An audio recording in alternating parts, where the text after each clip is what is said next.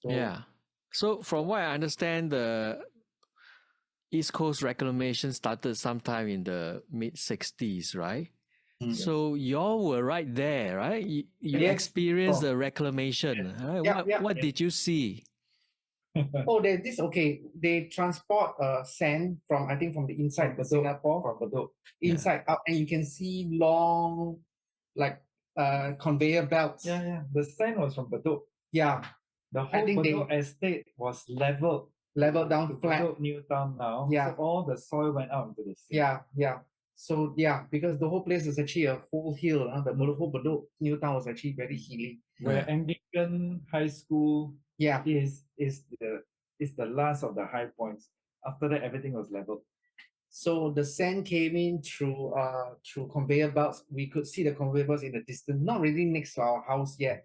It's East Coast Road. East Coast Road along the way. Then by that time, then they start building the Bedok camp, the SRR 1 or 2, the Bedok camp.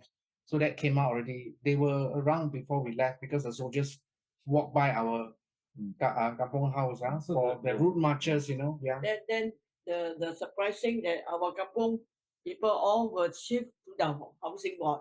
We also met our old neighbor here. Yeah, We so have one by one, two everybody neighbor. One is started moving Jason, up.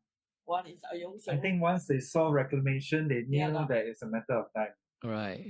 And But was the bulldozers just at the corner, the rest house. I remember the day going out there to see the bulldozers just leveling it slowly in front until it reached in front of our house. I remember. Yeah, it must be quite noisy, right? Was it very noisy? Yeah. It's just tractors, tractors just going on and on and on and on. I don't remember the noise about it. It's not noisy. Okay. A lot of people coming along and workers and all that, right? If they were coming from the seaside, which again is about 100 feet away from us. So they don't pass by our place. Okay. And the seaside, and did the sea literally disappeared? Yes. Gone. It was gone, right? The sea was slowly gone, right? Yeah. You mean our kampong house? Yeah, I didn't know. Maybe not all, but I remember seeing them start at the corner there. They were starting already. Yeah. So you could see the sand being, Yes. piled on. So from where we are where the beach, if you look right, you can see where the East Coast Road, Bedok camp.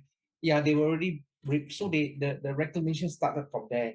Maybe after we left, then they finished the rest of the site where we used to live, But when we were there, you could see the reclamation going on, starting going towards the east. Yeah, it was in central, phases, going to phases. It was in phases. I think correct. our site was after we left, but they already started. Okay. I remember they started already. Now we passed. We say, but okay, Yeah. But we passed that road. Because the airport only came later. Yeah. I mean, it went all the way east until they built the airport. That is the logical end of that. Yeah. It just go on and on and on until they hit the airport. Right. I think quite recently, right? Dennis put up the Facebook page, our Bedok Kampong House. When did you start the page, Dennis? When? I think around May. May, okay. Yeah. What was the reason? Why? Okay. The reason why I felt that we needed to do it is because after our father passed, we before our father passed, he's already been having a lot of old photos, that recorded all the things that happened in Bedok. And then after he passed, we discovered more treasures of the house, receipts, documents, house deeds, all the things that he kept.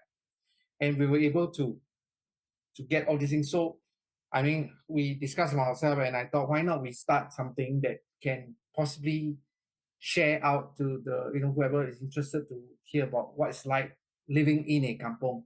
So the whole angle about this kampong house is that it's not we didn't want to angle it as a oh, this is where we stay, and not so geographical or historical. I mean, there's a history in geographical. We even highlighted the background of our grandfather in the post, but we wanted to highlight some of the what was like living in there, the experiences we had.